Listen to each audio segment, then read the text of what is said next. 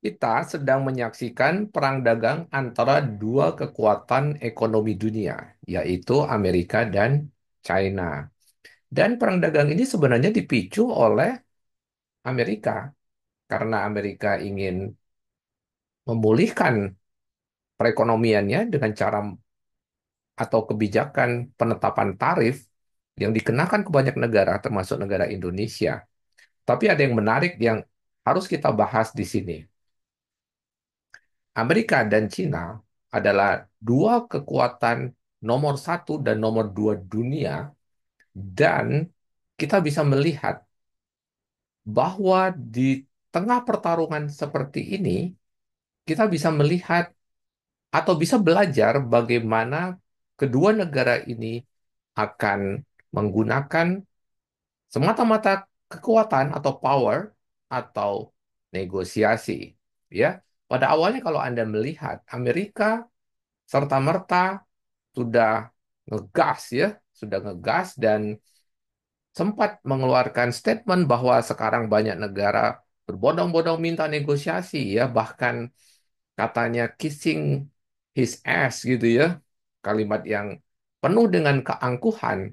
Tetapi apa yang dilakukan oleh negara Cina, Cina segera membalas ya, membalas apapun yang dilakukan oleh Trump kepada mereka, dan mereka menunjukkan bahwa mereka tidak bisa ditekan. Wajar ya, karena Cina adalah negara dengan kekuatan ekonomi nomor dua dunia. Wajar saja kalau dia tidak serta-merta menyerah, bahkan dia membalas tarif demi tarif yang ditetapkan Trump, dan dia balas lagi gitu ya. Dan kalau Anda perhatikan, sekarang Trump malah memberikan dispensasi kepada beberapa produk, antara lain handphone, laptop, dan beberapa produk lagi, meskipun Trump tetap bersikuku bahwa dia akan mengenakan berbagai tarif lainnya, tetapi pada akhirnya dia meminta Cina untuk datang ke meja perundingan atau negosiasi, ya. Nah, kita bisa belajar di sini, para pelaku bisnis retail, kita bisa belajar bahwa di dalam aktivitas kita, kita juga bisa mengalami sebuah hubungan yang saling kurang, saling menekan barangkali ya, dengan pemasok-pemasok kita, dan ada hal yang bisa kita pelajari dari bagaimana negara Cina bisa akhirnya membuat Trump meminta jalur negosiasi gitu ya. Tadi saya sempat sempat baca dari Bloomberg, Cina bersedia untuk negosiasi, tetapi Cina langsung menetapkan beberapa syarat sebelum negosiasi itu bisa dilakukan ya. Ada beberapa yang ingin saya bacakan di sini. Syarat nomor satu, Amerika diharapkan menunjukkan sikap yang lebih menghormati Cina, termasuk menghentikan komentar negatif dari pejabat-pejabatnya. Ya seperti biasa kan, Amerika ini arogan dan suka sekali merendah-rendahkan negara lain, termasuk negara Cina, apalagi negara kita yang dianggap lemah. Nomor dua, Cina meminta posisi Amerika untuk lebih konsisten, khususnya terkait sanksi, tarif, dan isu-isu sensitif seperti Taiwan. Seperti Anda ketahui bahwa isu Taiwan selalu menjadi ganjalan hubungan Amerika dan Cina. Yang ketiga, Trump diminta menunjukkan satu point of person yang memiliki mandat penuh agar proses negosiasi kedua belah pihak bisa berjalan efektif hingga ke level kepala negara. Ya, artinya Cina tidak mau kalau bernegosiasi dengan orang yang tidak bisa mengambil keputusan. Nah, sebenarnya kita tidak perlu belajar. Channel ini bukan untuk membahas politik, apalagi politik geopolitik ya. Tetapi apa implementasinya di dalam dunia bisnis? Nah, saya akan ajak Anda, dan mudah-mudahan materi ini bisa melengkapi kita bagaimana kita bisa bernegosiasi dengan lebih baik. Karena begini, saya perhatikan belakangan hari ini pemasok atau supplier itu memiliki posisi yang lebih kuat dibandingkan para pelaku retail. Hal ini terjadi dikarenakan belakangan hari ini retail-retail besar skala nasional itu berkurang. Ya, Anda tahu kan dulu ada hypermarket skala dunia seperti Carrefour, Giant. kemudian bermunculan yang lokal, hypermarket, kemudian diikuti oleh beberapa retail asing lainnya seperti Lotte, kemudian ada hypermarket lain yang berasal dari Timur Tengah, tetapi mereka sedikit demi sedikit lenyap. Hanya ada kekuatan retail nasional yang dengan format minimarket yang justru merajai dan bertahan. Selebihnya adalah retail lokal yang ada di daerah-daerah. Tetapi ternyata mereka ini kurang pengetahuan barangkali dan kurang juga pemahaman tentang bagaimana mengelola bisnis yang baik dan benar, sehingga mereka gampang sekali ditekan oleh para pemasok. Nah, di dalam profesi saya sebagai konsultan dan trainer bagi para pelaku bisnis retail, saya sedang seringkali mengajarkan kepada mereka untuk bisa bernegosiasi secara lebih baik gitu ya. Hubungan kita dengan pemasok itu bukan hubungan atas bawah. Pemasok tidak bisa menganggap mereka lebih tinggi daripada peritel. Sebaliknya demikian, peritel juga tidak boleh menganggap dirinya lebih tinggi dari pemasok. Kita berdua adalah mitra usaha, ya. Nah, saya akan bahas dari 3 poin yang dilakukan Cina, itu juga bisa kita lakukan di dalam bisnis kita, ya.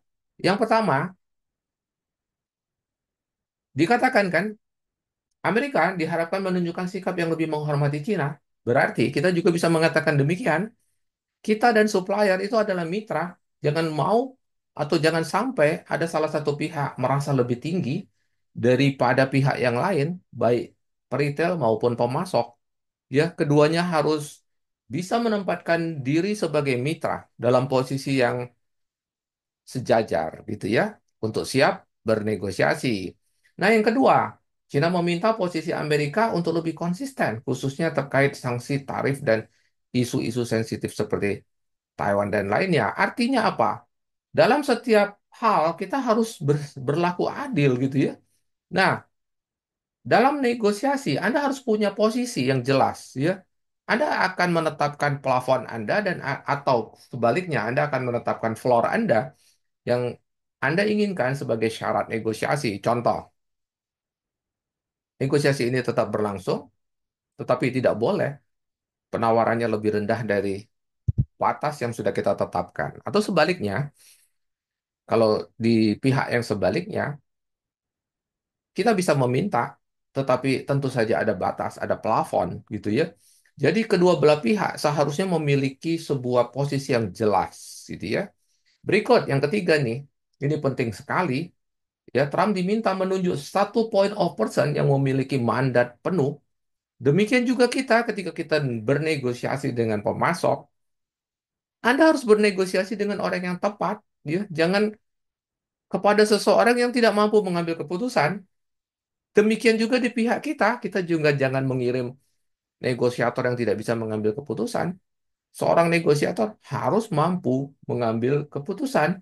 Jangan sedikit-sedikit harus tanya bos, gitu ya. Lagi bernegosiasi, tidak bisa ambil keputusan dan mengatakan bahwa ya saya harus tanya dulu, harus saya ajukan dulu dan sebagainya. Lalu buat apa? Kita membuang waktu untuk bernegosiasi, gitu ya. Nah, dari sini saya teringat pada suatu nasihat ya, belajarlah sampai ke negeri Cina. Sekarang ini di dalam situasi geopolitik yang sangat menegangkan bahwa kita sedang menghadapi perang dagang antara banyak negara yang dipicu oleh Amerika Serikat, Cina mengambil posisi untuk melawan, ya. Dan sikap itu membuat Amerika bersedia untuk bernegosiasi, gitu ya. Nah, itu memang penting ya, penting sekali untuk terus menjaga bisnis kita yang bagus, ya. Banyak para pelaku bisnis tanya saya, Pak, bagaimana supaya kita bisa bernegosiasi dengan baik? Saya katakan memang Anda harus membangun kemampuan atau kompetensi dalam bernegosiasi, tetapi tidak menafikan, tidak mengabaikan bahwa Anda harus membangun bisnis Anda yang bagus. Tidak ada pemasok yang akan dukung Anda bila mana bisnismu tidak bagus. Contoh ya, kerjasama tidak menghasilkan bisnis yang bagus. Apa yang mau diandalkan? Apa yang mau dibicarakan manakala Anda tidak kuat? Sama seperti Cina, Cina tidak mungkin mampu melawan Amerika manakala bisnisnya tidak bagus. Ketika perekonomiannya tidak bagus, demikian juga toko kita, bisnis kita. Bisnis kita harus menunjukkan tanda-tanda tumbuh, sehat, dan bagus. Lagi-lagi harus bagus. Bagus itu dalam segala hal, penampilannya, hasilnya, penjualannya, keuntungannya, dan sebagainya. Merepresentasikan bisnis yang menggembirakan, yang bisa diandalkan, gitu ya. Tanpa itu, Anda akan diabaikan oleh lawan negosiasi Anda. Lawan Anda akan serta-merta menekan Anda karena menganggap Anda tidak mampu melawan mereka. Memang demikian ya, dunia bisnis itu seperti dunia perang. Dan Anda tahu bahwa Cina dengan sejarah panjangnya, mereka punya ilmu perang yang sudah berumur ribuan tahun, ya, The Art of War, yang diberi judul yang namanya Sun Tzu, dan ini sangat dijiwai oleh para pemimpin China yang membuat mereka menjadi salah satu yang terbesar, nomor dua terbesar, kekuatan ekonomi dunia. Bahkan China sudah menjadi negara superpower yang bisa mengalahkan banyak negara Eropa yang sebelumnya menempati lima besar, tetapi sekarang China muncul menjadi negara superpower nomor dua dunia. Ya, oke, itulah yang kita bisa pelajari dalam situasi sekarang.